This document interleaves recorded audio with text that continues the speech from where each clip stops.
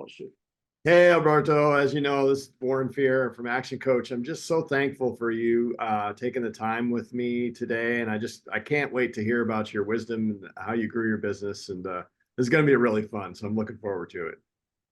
Oh, thank you, Warren, for taking the time of setting up the appointment and building and developing the platform that you're building out so that, entrepreneurs like myself and yourself can learn from the experience. Absolutely. We all have something to share, right? Yeah, that's right. And clearly you have a growth mindset because you're ready to learn. And that says a lot about you. Look at you using growth mindset in your vocabulary. Growth mindset. Yes. All right. How we're cooking. Okay, this is intriguing. All right.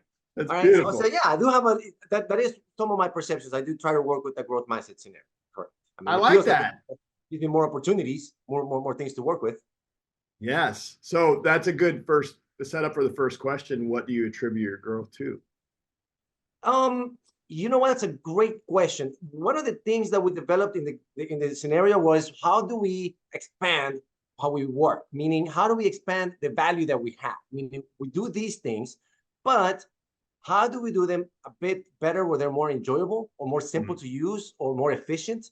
And so we built a website that has these tools. So to kind of make the processes a bit more efficient, more informative even.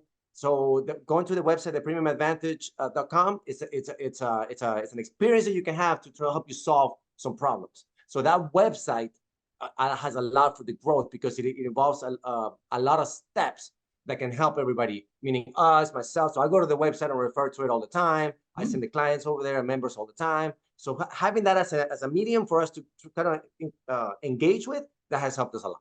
Okay, that's one. And then also my team, the team that we use, that we work with, our team is super professional. I would say is the best team that anybody could work with. They're consistent, they're reliable, all that good stuff. So, and professional.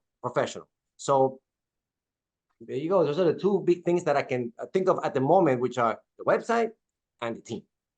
That's brilliant. Yeah, team makes all the difference, doesn't it? Humongous difference. You could have like a bunch of good stuff on your stuff, but if the team is like, team is a big one.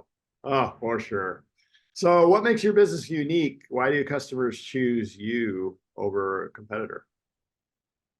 I would say a couple of reasons. One of the big ones I would say, I mean, anybody would choose anybody typically over just the one thing. So I would typically say more than one reason.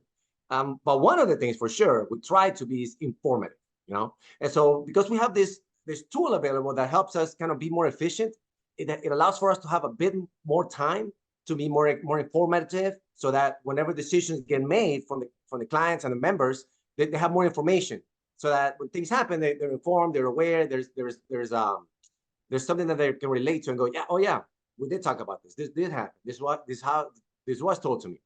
Like if you are late, this is gonna happen. This is the type of fees that you could involve if this happens. If this, this is the type of thing that you have before. This is what you have now. This is here. You know what I mean? So a lot of times, folks, give me this, and okay, but there's no explanation of what this was, and what that was. Yeah, like none.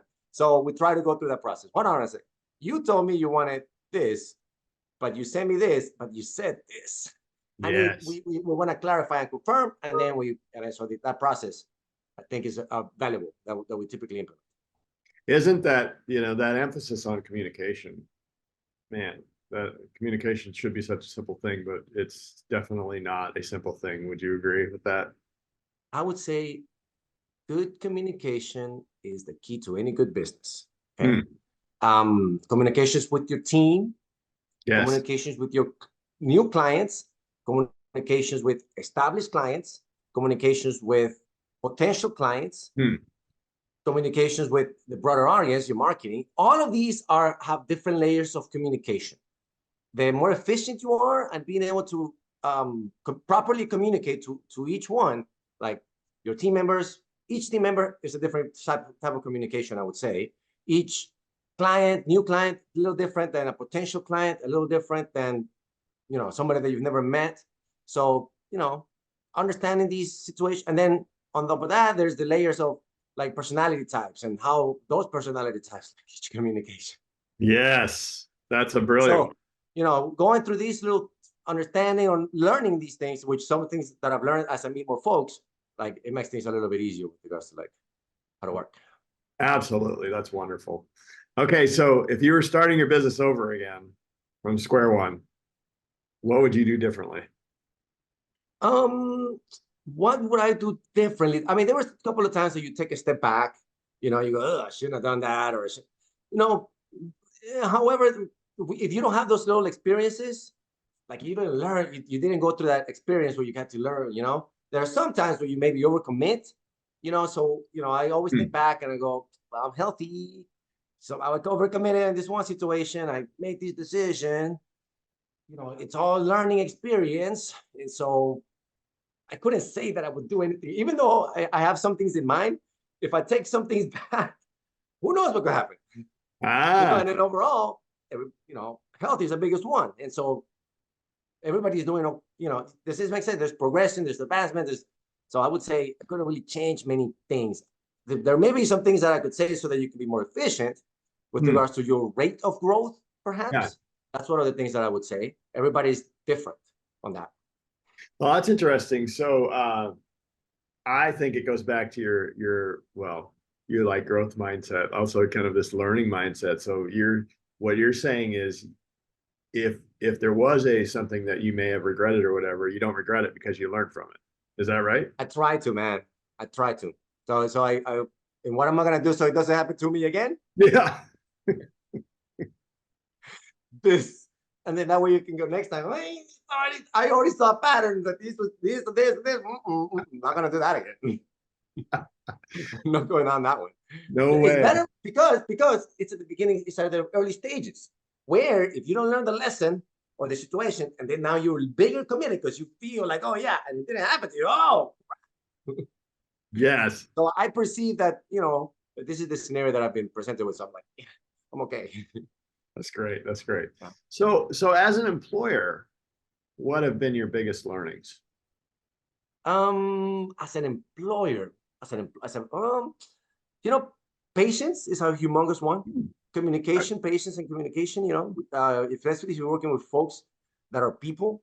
You Yeah. know, sometimes, I mean, we use the word team all the time because perceive we're a team. You know, Yes. everybody in the team does different things, and you always communicate with each other, and so that's part of the thing is, you know, even though they you use the word employer, I'm like, yeah, I'm like a team member, and my position, which manager, member, owner, but I, Hmm. you know, I need the entire team. Without the team, it's like I'm not an employer. That's right. That's right. And so patience and communication and development, you know, Yes. things go wrong all the time, but it's, you know, hey, why did it go wrong? What did we learn? How do we keep that from happening again? Okay, what happened? Well, I got this situation. How do we try to resolve it? Okay, all right, there you go. But things, I keep moving. I keep communicating. That's great. Write things down. Oh, Write it what was that? and write it down. Yeah. Yeah, writing notes helps a lot with team maintenance. So team building and team, you know, So when you communications. say writing notes, do you mean writing personal notes? No, writing notes about like, oh, this is what happened. Oh, we talked Ah, about this. Oh, okay, cool. You know, it's like, oh, I thought we talked about it. No, we didn't talk about it. We go back in the notes. We talked about it. But once you write notes, that doesn't happen anymore. Like you don't, yes. you rarely go back into like, I thought this happened. No, because the notes are there. You go, oh, so it really does. It minimizes those situations.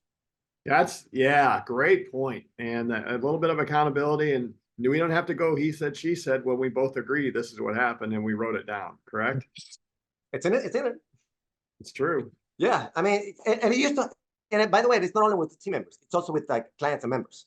Yes, Uh-huh. correct. So that yes, all across the board, we have to, you know, typically, hey, what did this wrong? Because for example, on the insurance side, you told me that my payment was this, and then my payment came back to this. No, it's not what we said. The car was this. Well, did you get this? Did you sign? Did you do this? Well, so because we implemented this process, I would say vastly across the board on almost everything. Yeah, it helps with that. It helps with that. It helps with those communications. Yeah, save time, save money, save effort, save dissatisfaction because of the. Yeah. We're trying to go with those routes. Correct. Yeah. Because there's something that we can refer back to and go. That's great. Okay. How do you balance your personal life with demands of running a business? That's a super challenging question. Meaning, it's easy to ask, it's easy to answer. To actually keep up, it's challenging. One of the things that I do is I think about that, so I schedule myself ahead of time. I schedule, I put some the schedule, block out the schedule. I'm off. I'm not doing well. I'm doing something personal during that time. Maybe exercise, stretching, family. Obviously, family is the main one actually. So we want to make sure that there's a balance. Sometimes, if accidentally it's late. What happened? And so you have to be mindful when those situations happen. Try to balance it out the next day, or the whole weekend. Hey, that situation was unbalanced Monday, Wednesday, Tuesday. This weekend, I gotta switch it back the other way. That's great. I like the idea of putting that on your calendar first. Yeah. Sometimes don't let it overlap though. Yeah. Which happens. Don't let it overlap. Yes. Oh, just 5-minute overlap. Oops. No, don't do it. Lost track of time. You need a little space for transition from one thing to the other. Yeah. Or you know what? Actually, no. It's an overlap that you need. It's lag time. For example, I have an event between 1 and 3. Do it between 12 and 4. So it's not in a rush. Now, or have a situation between here and here. So locking those slightly broader times helps with that overlap. That's a great one. Yeah, because sometimes you actually have to drive somewhere too, by the way. Yeah. So I would say an hour in both directions with regards to, depending, maybe sensitive events that it's no, I got to make sure we can't be in a rush. Yes. That's a good one. Okay, so thinking about employees, what do you look for in them, especially to foster a positive work environment, et cetera? What do you look for in employees? A bunch of situations. The thing is very challenging to be able to gauge these things that you look for, in an interview. So it's I would say, but there may be. So some of the things that I can think about: trust. It's a humongous. You gotta have to trust the people that you're working with. Trust that what they say they're gonna say they do, and what happens how they say they happen. You know what I mean? So trust. Big trust in the team. Otherwise, constantly having to check. Am I telling them, is this true? Am I happening? So that in itself, if you build a situation where everybody there's trust, you minimize the other situation where there's no trust. That's one. Consistency in the team. The markets, everything is consistent. Everybody needs help all the time. Situation. So being able to find folks, a team that is consistent, reliable, trustworthy. These are all, in my perception, things that that I would look for. Accountable, responsible, professional, polite, nice. Great. It was nice too. Yeah, that's a good one. Don't forget about nice. But sometimes it happens when niceness doesn't do the trick, unfortunately. I mean, not to say that you shouldn't be nice, but it's we're trying to be nice. It's not getting it done. But so, situations where they're positive, what we assume is to be positive. I perceive I work with best team that I could think about. We need this is a good team. I enjoy working with them. Everybody's communicative.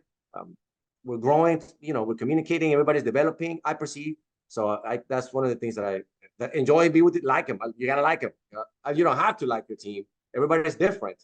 Yeah. I prefer to like the people that work with. Some people, I just want my results. I don't care, and they're okay with being in friction mode. To push production. I don't care, but I don't know you can make it. Okay, yeah, no, but there's an offset between those things.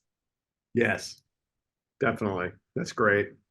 Okay, so last question. Well, no, I'm going to ask you a bonus question after this, but what are some common misconceptions about running a business, and how do you address them? Some common misconceptions. There's a bunch of misconceptions. I would say one of the ones that I perceive for folks that are about to start or going to start or thinking about starting, or are kind of in the medium, that area of yes, no, yes, and start yes, is some folks perceive that businesses that you have to start big. That if I don't start with this monster situation, like where I have to spend this much money at least, because I need this much money to start. Because if that's in your mindset, keep this in mind. It does not have to be that. The business, the technique is, very small situation. A service, buy low, sell high, do this, find the market, find something that's valuable. Find the valuable market first before start building it. So there's because there may be a market there, and you may build the market. Yeah, but it doesn't have to be that way. That's what I was trying to say. Is some folks perceive, I don't have enough to get that one thing. Little bit at a time. What's the next little step? What's the next little step? What's the next little step? Like a plant. I would consider it kind of like a plant. It's like a new way of farming, maybe. Nice. Some folks maybe purchase a big plant, and they're not ready for this big plant. How to take care of it because they've never, been a farmer before, been a person that takes care of a plant like this, and so they don't know how to take care of it. So you don't know how much water to put in it. You put too much water in it. You got the instructions, but so maybe a small little seed. Yeah. And watch that seed grow, so that you can go, you little bit at a time, and it costs you a lot less, maybe more fun. Doesn't have to be that way. Maybe more challenge. I'm just saying you can start. That's great. That's a good one. Yeah, start small, figure it out. Yeah, a little bit at a time. A little bit at a time. Now, if you grow to a particular stage where it's like, oh, I don't want to start small every time. Okay, well, see what you got, see what you did, see what it takes to replicate or build something else, and then do that. And take your time doing it. And have a good time with it. Have a good time with it. If you're not having fun, if you're not, making it in such a way where you're having it, I wouldn't recommend it. Right? Life's too short. But there are ways to make it a little bit more so that it suits what you like to do, what you're able to do, So that's great. So that brings me to my bonus question, because we were discussing before we started this. I was talking about one of your first business that you built, which was your insurance business, and our insurance, and you're talking about taxes. And like for me, taxes are, I would rather, I don't know. I can't think of a thing that I like probably less than doing taxes. And so how do you take, how do you take something like that and make it fun? Oh, so one of those situations, for example, I would say, doing the same thing over and over changes. So as things developing the process is one of the things that we've done as a team, actually. Right. So developing the process, kind of turn it into a little bit of I don't want to say a game, but it's kind of a developing game of what needs to happen in order for everybody to be happy or everybody to be satisfied, or it's a situation where everything gets confirmed, everybody so that people send us their documents, so that the process gets completed. And it's not exactly the same, because there may be ways to make it more efficient, and it makes it more fun, I think. And so some folks may be like, no, that's not really my thing, but don't do that. But if there is something that you're doing that you perceive, I'm not finding enjoyment, and something is, then okay, why not? Right. So you know what? In our channel, we did an episode called the happiness list. And so in that one, it's like, you if you write down personally and professionally, what are the things that are making me aggravated or kind of upset, and then you kind of go systematically about how do I make them. In this process, you're gonna find some processes that allow for you to be a little bit more like, I resolved this problem and I did this, and so so start knocking those things out a little bit at a time, because they add up if you don't. That is great. The happiness list. Yeah, there's an episode we got. I mean, it's how it came out in the episode, because we started talking about how can there be an app? That's at least what we're trying to get. Could there be an app? And then we started segmenting what would one want, or how would one break this down? So there you go. So if your taxes make you unhappy, it's like, well, why does it make me unhappy? So I don't like this. I don't like this. Okay, then how do you make it where you don't do that exactly, but you do something, but the taxes still get done, And they still get done. Yeah, little by little. That's great. Yeah. Hey, thank you so much for your time. I thoroughly enjoyed it. I appreciate your wisdom. And I can't wait to chat with you some more. Likewise, Warren. It was great to chat with you, and we'll stay in touch. All right, Roberto. See you.